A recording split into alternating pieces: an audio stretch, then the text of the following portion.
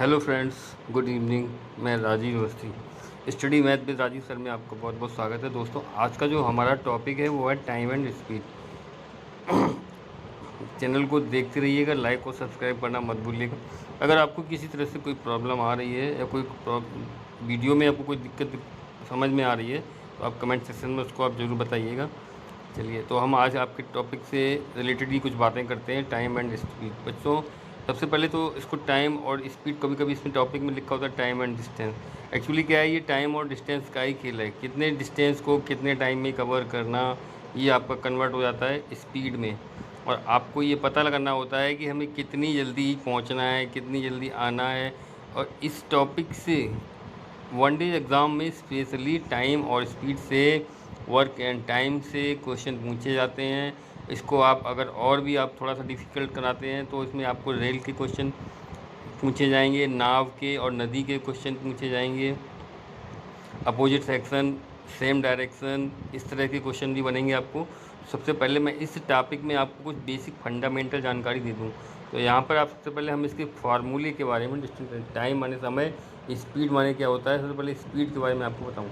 यहाँ पर तीन चीज़ें होती हैं बेसिकली, टाइम एंड डिस्टेंस लिखा होता है या टाइम और स्पीड लिखा होता है। लेकिन यहाँ पर आप क्या देखेंगे, आपको यहाँ पर टाइम और स्पीड दिया गया है, तो हम यहाँ पर साथ में आपको इस शॉर्ट में डिस्टेंस भी लिखे दे रहा हूँ।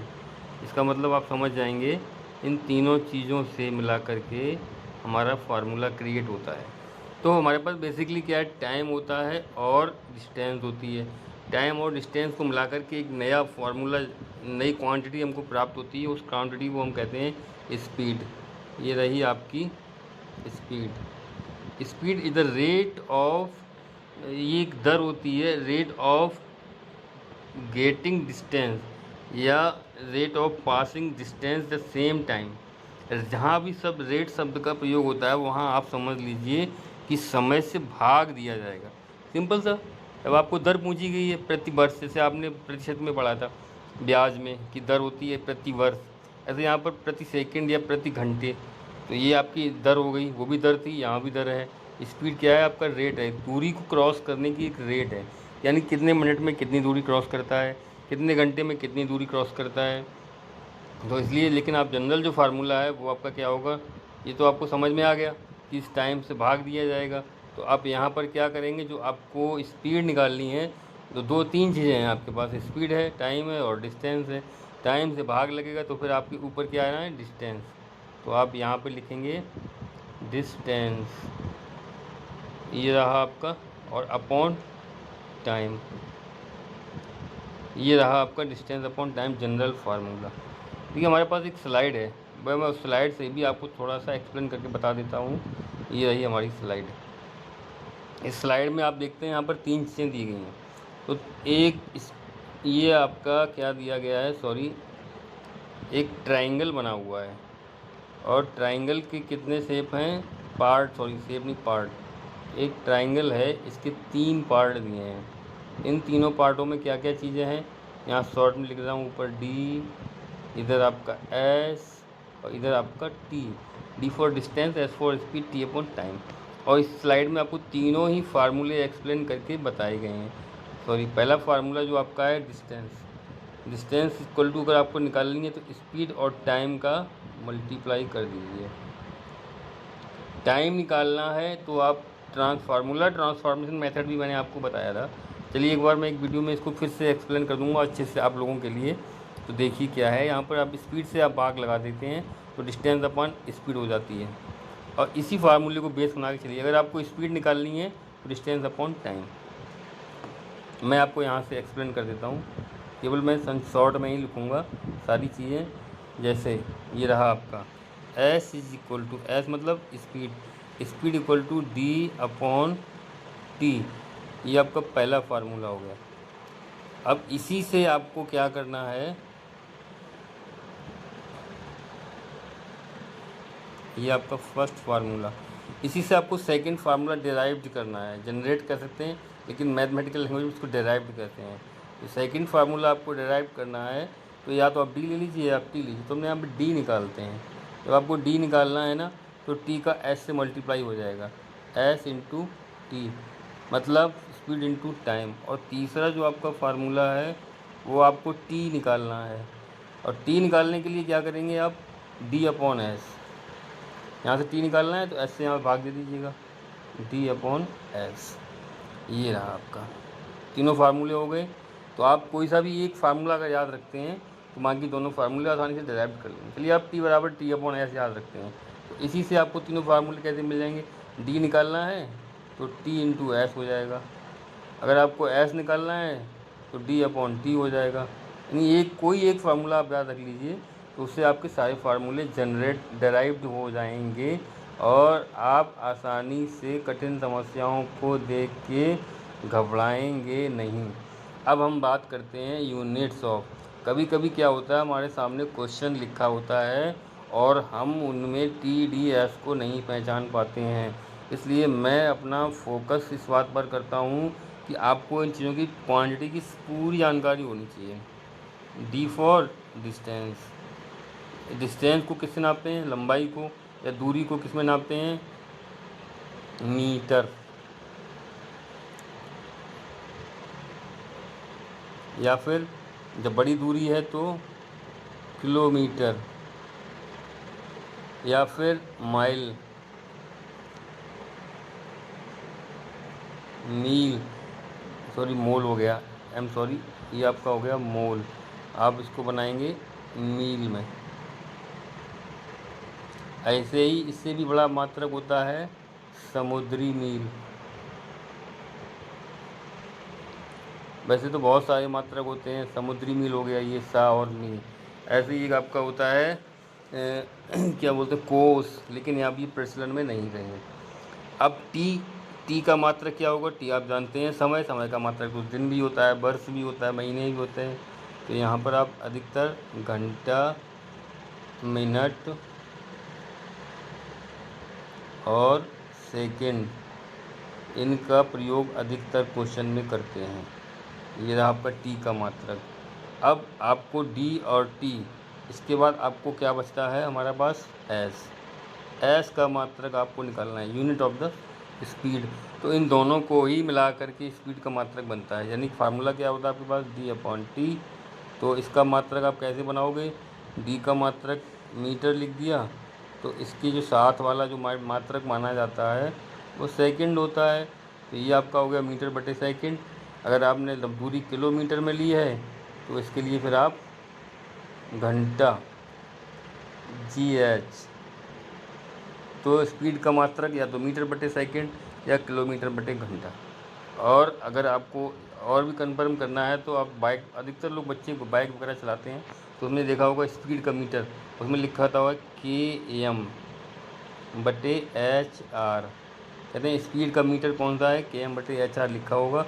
इसका मतलब आप समझ गए, किलोमीटर, के एम का मतलब किलोमीटर और एच आर का मतलब होता है आवर।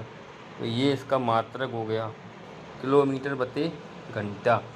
अब हमारी जो क्वेश्चनिंग स्टार्ट होती है वो सबसे पहले यहीं से होती है। कौन सी क्वेश्चनिंग स्टार्ट होगी आपकी, कहते हैं कि किलोमीटर को घंटे में बदलिए, सॉरी किलोमीटर बटे घंटा को मीटर प्रति सेकंड में बदलना है आपको। जैसे आपके सामने लिखा हुआ है के एम पर आवर, सबसे सिंपल क्वेश्चन यही होते हैं। इसको अगर आपको क्या करना है, मीटर पर आवर में चेंज करना है, तो आप क्या करेंगे, 5/18 से मल्टीप्लाई करेंगे। जो भी क्वांटिटी निकल के आएगी वो मीटर, एम आर लिख दिया, बटे सेकंड।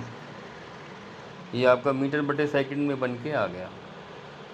देखिए इसका जो मात्रक था स्पीड का, किलोमीटर पर आवर, और स्पीड का ही मात्रक है आपका मीटर प्रति सेकंड। कभी कभी क्या होता है क्वेश्चन में स्पीड को दे देंगे आपकी किलोमीटर पर आवर में, लेकिन जो डिस्टेंस होगी वो आपको दे दी जाएगी मीटर में। फिर आपसे समय पूछा जाएगा कितना समय आप पास करते हैं, तो उस समय को निकालने के लिए वहाँ पर आपको क्या करना पड़ेगा, दोनों क्वांटिटी को सेम सिस्टम में लाना होगा। चलिए इससे क्वेश्चन आपको थोड़ा सा करा दे रहा हूँ मैं। Suppose that 60 kilometre per hour को क्या करना है आपको, मीटर प्रति सेकंड में बदलो।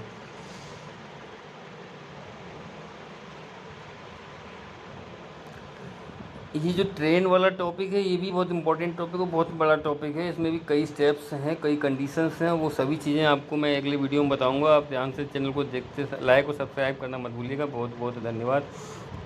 तो अब किसी भी वाहन की या गतिमान वस्तु की स्पीड, मूविंग ऑब्जेक्ट, गतिमान वस्तु की स्पीड को आपको चेंज करना है किलोमीटर पर आवर से मीटर पर सेकंड में।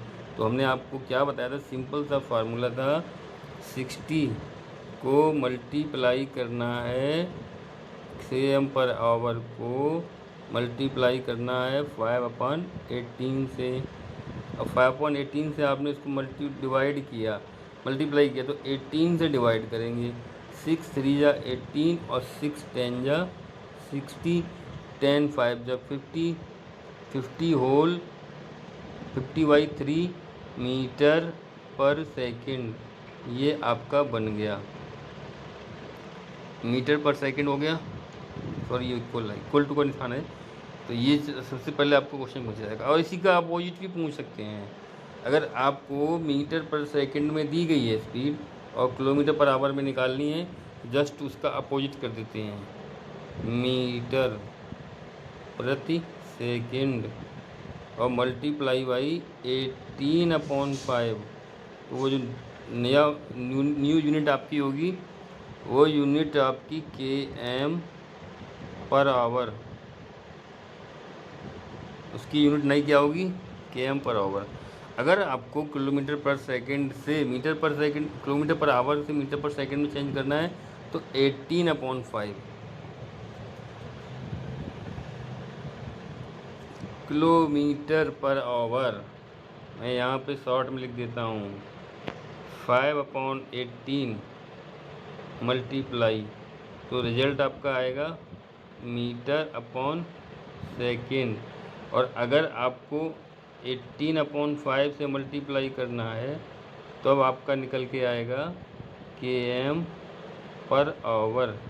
ये चीज़ आपको ध्यान रखनी है। आपको थोड़ा आसान लग रही होगी, समझने में कह रहे थे तो बकवास कर रहे, नहीं ऐसा कुछ नहीं है। कभी कभी छोटे छोटे पॉइंट ही हम लोगों को फंसा देते हैं। चलते हैं, अब हम कुछ और भी आपसे डिस्कस करना चाह रहे हैं।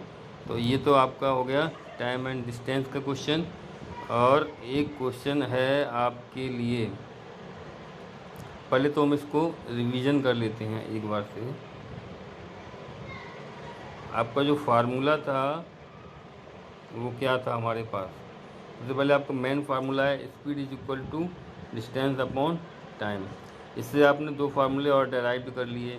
पहला फार्मूला आपका क्या था, distance upon speed time value, और distance value speed upon time. सबसे पहले इनके यूनिट निकाल लिए हमने इसके यूनिट बताए थे, कौन कौन से यूनिट थे। टाइम फार्मूला आपका हो गया S=D/T, D=S/T। डी का यूनिट है आपका मीटर, किलोमीटर और माइल वगैरह। टी का यूनिट है घंटा, मिनट, सेकंड। जनरली आपको किलोमीटर बटे घंटे का यूज़ होता है, और मीटर प्रति सेकंड या प्रति मिनट का उपयोग होता है। तो ये मील और दिन और आवर, इनका आपको अभी कोई आवश्यकता है नहीं। अब रही बात आपकी किलोमीटर पर आवर को मीटर पर सेकंड में कन्वर्ट करना, ये भी मैंने आपको समझा दिया। चलिए कुछ क्वेश्चंस आपको कराए देता हूँ। अगला एक क्वेश्चन है हमारे पास, देखता हूँ मैं क्या है वो क्वेश्चन।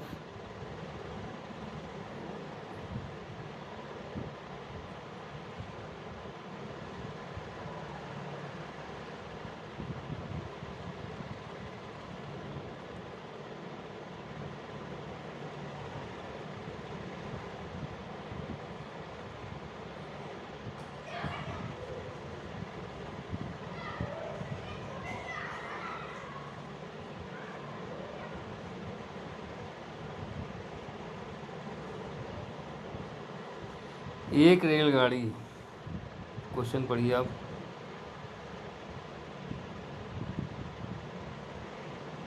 एक रेलगाड़ी 180 किलोमीटर की दूरी को तय करने में 4 घंटे लेती है, जबकि दूसरी रेलगाड़ी उसी दूरी को तय करने में 1 घंटा कम समय लेती है। इन रेलगाड़ियों द्वारा 1 घंटे में तय की गई दूरी का अंतर कितना है। बहुत बढ़िया क्वेश्चन है। चलिए हम आपको बताते हैं। 100 डिस्टेंस, इसमें डी कितना दिया गया है, सॉरी डी जो आपका दिया गया है 180 किलोमीटर। टी कितना दिया गया है 4 आवर। अब आप क्या करेंगे, स्पीड निकालेंगे। S is equal to D upon T. S का मान कितना है आपका, सॉरी डी का मान कितना है 180, इसका मान कितना है 4, और इसका यूनिट कितना आएगा किलोमीटर पर आवर। दोस्तों यूनिट लिखना मत भूलिएगा, सारी मेहनत बेकार चली जाएगी आपकी। अगर आपने यूनिट नहीं लिखा तो हमें कैसे पता होगा कि ये जो क्वांटिटी लिखी गई है, एक संख्या लिखी गई है, ये लंबाई के लिए लिखी है, दूरी के लिए, टाइम के लिए लिखी है, ये स्पीड के लिए लिखी है। अब km पर आवर लिखा हुआ आप समझ जाएंगे ये स्पीड निकल के आ रही है। तो हमने 4 से इसको भाग दे दिया, 4 का भाग सभी कर सकते हैं। 4 4 जा 4, 4 4 जा 16 और 4 5 जा 20 km पर आवर। ये हो गया आपका इसका क्वेश्चन का फर्स्ट पार्ट। इसी के सेकंड पार्ट में कहा गया है कि जो दूसरी ट्रेन है, दूसरी रेलगाड़ी है, वो क्या करती है, वो उससे कम 1 घंटा कम समय लेती है। डी, वहाँ पर भी डी इतना ही है 180 किलोमीटर। टाइम कितना है 1 घंटा कम हो गया, 4 घंटे थे, सॉरी यहाँ पे km नहीं लिखा मैंने, चलो ये km हो गया। टाइम जो था 4 घंटे की जगह 3 घंटा हो गया। अब स्पीड फिर निकालनी है आपको, तो आपकी जो डिस्टेंस निकल के आएगी वो कितनी, थोड़ी स्पीड क्या निकल के आएगी, S is equal to D upon T. और डी का मान कितना है 180, और इसको क्या बोलते हैं 180/3, भाग लगा दिया, क्या आया 60 km पर आवर। चलिए दोनों की स्पीड निकल के आ गई, इसको आप स्पीड 2 लिख दें और उसको आप स्पीड 1 लिख दें। पहली गाड़ी की स्पीड 45 किलोमीटर प्रति घंटा, दूसरी गाड़ी की स्पीड 60 किलोमीटर प्रति घंटा। चलिए अब इनको कंपेयरिंग करते हैं। S1 equal to 45, S2 is equal to 60 km per hour. एक साइंटिफिक कैलकुलेशन है, साइंस में इस चीज़ को एक्सप्लेन किया गया है, वो मैं यहाँ पर पूछा गया है कि 1 घंटे में दूसरी रेलगाड़ी पहली रेलगाड़ी से कितनी ज़्यादा दूर जाएगी। तो जो हमारा स्पीड होती है, आपने स्पीड को मैंने आपको बताया भी था, इसका जो यूनिट होता है km पर आवर। अगर आवर की जगह 1 आवर कर दें तो आपका किलोमीटर रह जाएगा। यानी कि ये आपकी जो है 1 घंटे में डी यानी कि 1 आवर, डी निकालना है। फार्मूला क्या था, स्पीड इनटू टाइम। कितना है स्पीड D1, पहली गाड़ी के द्वारा 1 घंटे में चली गई दूरी 45 इंटू 1, तो ये तो आपका हो गया 45 km। आवर का मान 1 हो गया तो एक दूरी की 45 हो गई। और इसी तरह से अगर आप D2 लेते हैं तो D2 में क्या होगा, उसकी स्पीड, फार्मूला लिखें या नहीं लिखें, नहीं लिखते हैं, वही मान लगा देते हैं। 60 स्पीड है उसकी S2 की, यहाँ S1 लगा था, ये S2 हो गया। और टाइम यहाँ भी 1 आवर है, तो इसका भी आंसर आपका 60 km आएगा। यानी वो 1 घंटे में 45 किलोमीटर जा रही है, ये 1 घंटे में 60 किलोमीटर जा रही है। इसका डिफरेंस कितना है, अंतर, तो भैया अंतर कितना होगा लिख देते हैं, इंग्लिश में ही लिख के दे रहा हूँ।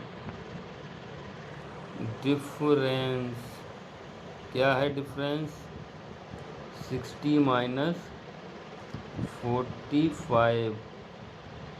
समझाने के लिए थोड़ा स्लो कैलकुलेशन किए मैंने आपको, 15 किलोमीटर।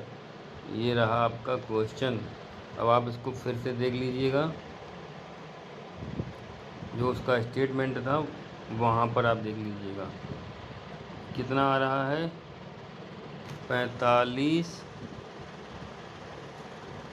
एक घंटे में तय की दूरियों का अंतर कितना है, 45, 40, 9, 180 किलोमीटर दूरी तय करने में 4 घंटे, जबकि दूसरी रेलगाड़ी उसी घंटा कम समय लेती है।